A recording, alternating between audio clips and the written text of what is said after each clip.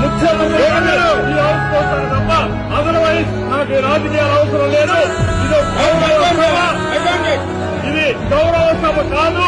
ఇలాంటి గౌరవ సభలో నేను ఉన్నానని మరొకసారి చెప్పేస్తూ నారా చంద్రబాబు నాయుడు అనే నేను శాసనం ద్వారా నిర్మితమైన భారత రాజ్యాంగం పట్ల నిజమైన విశ్వాసం, విధేయత చూపుతానని, భారతదేశ సార్వభౌమాధికారాన్ని, సమగ్రతను కాపాడుతానని, ఆంధ్రప్రదేశ్ రాష్ట్ర ముఖ్యమంత్రిగా